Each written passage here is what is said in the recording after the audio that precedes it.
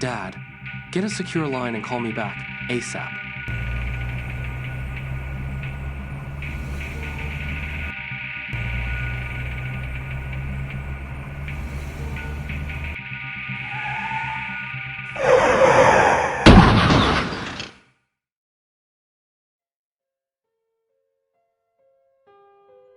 What is the most cheap and pollution-free source of energy that can guarantee energy security of a vast country like India? The answer is nuclear. When we think about nuclear, the first thing comes to our mind is a nuclear bomb. But in reality, nuclear energy is not a curse but a blessing, which has a potential to solve the energy needs of the whole world. And we hold the key. With the vast thorium reserve we have, India can play a pivotal role in the betterment of whole mankind, explained Dr. Arvind Rao. He is the head of Project Sunrise, India's 3-stage nuclear program. Dr. Rao is country's most eminent nuclear scientist. He was a professor in a prestigious university abroad. He joined the project 5 years ago. Under Dr. Rao's supervision, India has completed the 2nd stage. A fast breeder reactor, FBR, has been commissioned successfully. He is optimistic.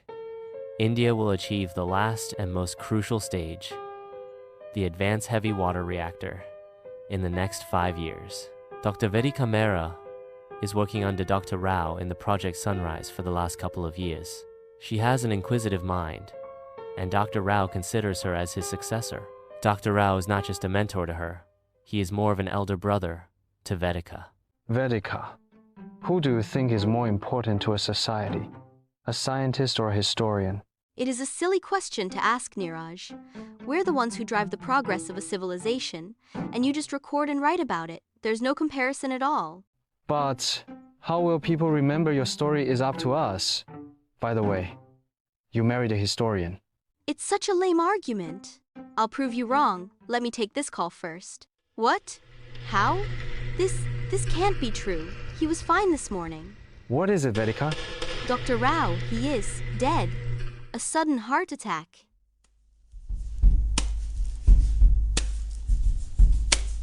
The relationship between our two countries defined the last decade. In space, commerce, security, we have deepened our strategic partnership. A common adversary now threatens the peace and stability of this region. Democracies like us will always be natural allies to counter the authoritarian regimes of the world. Crowds applauded as Ellis Hamilton, the ambassador to India, concluded his speech. After Dr. Rao passed away, Vedika has been made the head of Project Sunrise. She is making remarkable progress to complete the Stage 3, but there are some complications she needs to sort out first. Some countries are concerned of India's nuclear program as they fear this could lead to proliferation. They are creating roadblocks to slow down the project. Sanjay, as you know, some countries are threatening sanctions if we continue Project Sunrise. You are a senior bureaucrat and an old family friend. I'm sure you can use your connection at the top to help us. We can turn Dr. Rao's dream into reality. Vedika, Dr. Rao was a visionary man. I held him in high regard. I can arrange a meeting with the ambassador, convince him.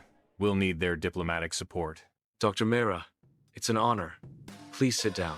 Mr. Ambassador, I hope you've already been briefed about the purpose of this meeting. Certainly, Dr. Mehra. As an ambassador, it is my responsibility to act accordingly my country's foreign policy. And our foreign policy states deepening ties with your country. I assure our full support to your project. You just need to allow an independent organization's oversight on your facility. We'll take care of the rest. Indeed, Mr. Ambassador, and thank you. The relationship of our countries will be the most consequential one of this century. As Vedika got in her car, a man suddenly stops her and said, "Don't drive. Your life is in danger."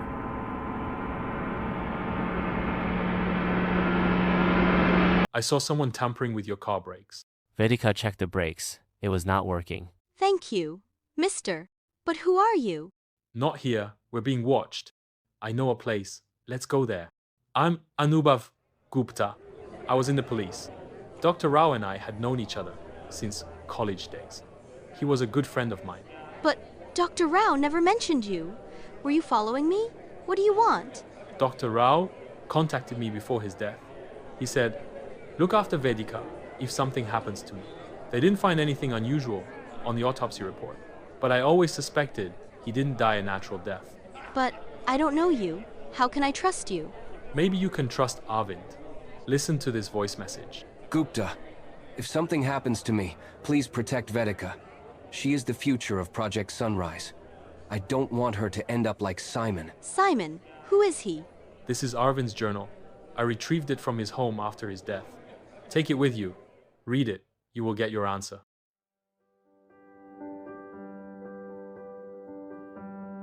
Vedika opened the journal and delved into Dr. Rao's life in abroad. How does a nuclear reactor work? Can anyone elaborate? Simon, one of the brightest in the class, stood up. He explained, A nuclear reactor works by using controlled nuclear fission to generate heat, which is then used to produce electricity. Heavy atoms like uranium-235 or plutonium-239 are split into smaller atoms. This splitting releases a huge amount of energy in the form of heat, along with more neutrons. These neutrons go on to split more atoms. This is called a chain reaction. Excellent. Simon grew up with his foster parents. His parents died due to a tragic car accident when he was very young. He was kind of a recluse, but he used to idolize Dr. Rao. Whenever he faced a problem, he always approached him. Dr. Rao also liked his company. Dr. Rao? Yes. Who is it? It's Sanjay Singh. Oh, Mr. Singh. What a pleasant surprise. How can I help? Do you miss home? Sorry, sir.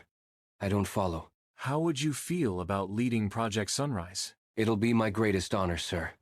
Thank you. Simon, you have a bright future ahead. Whenever in doubt, you can always reach out to me. I'm always happy to help you. Dr. Rao knew Simon was a sensitive person. He never opened up with anyone except with him. The news of Dr. Rao's departure had left a deep scar on his mind. His childhood trauma began to return. His parents' death, abusive foster parents, growing up without proper care and love, all had contributed to his complex state of mind. Dr. Rao was the only person who had ever shown warmth to him. Soon Dr. Rao will be gone, and Simon will again plunge into agony. But Dr. Rao had to return India. He was made the head of Project Sunrise. His lifelong dream was about to come true. As Dr. Rao was about to board the plane, a sudden text message shook him to the core. The message read, Simon is dead, jumped from a bridge into the river, possibly suicide. A profound grief filled his heart. He somehow felt responsible for Simon's death. Yet, he composed himself and headed back home. Vedika found a picture of Simon inside Dr. Rao's journal. Now she understands the meaning of Dr. Rao's reference to Simon. Her eyes filled with tears as she realized how much Dr. Rao cared for her.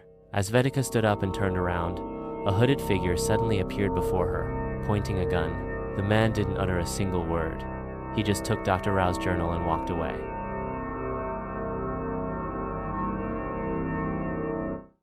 Vedika is terrified of this sudden encounter.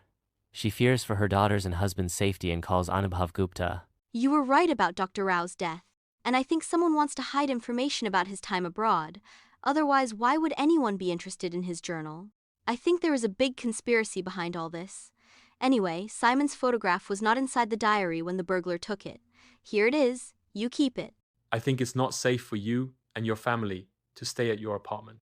Move to a hotel for a few days until things settle down. I'll keep a watch on you. I can't thank you enough, Mr. Gupta. But the burglar may come again looking for the photograph. Please be alert. Oh, I know he will. Let him come. Sir, she is onto the case. Should we be worried? No, Peter. Everything is going according to the plan. Gupta is sitting alone, waiting. In spite of the impending danger, he is calm, composed. The hooded figure quietly breaks into Gupta's house. The air is thick with tension. Steady. Don't move. Turn around. Slowly. He suddenly opened fire at Gupta. It nearly missed his ear. Gupta fired back at him. The bullet struck him in the leg. The man collapsed on the floor. Gupta came near him and removed his mask. Vedika, come over to my house. It's urgent. I've got him. Come, see for yourself. Simon, but you're... Why? I don't understand. Dr. Rao was devastated to know about your death. He thought of you as his son. Why did you lie? Fathers don't abandon their child. Another thing, Vedika. Look, whose photo I found in his phone? Mr. Sanjay Singh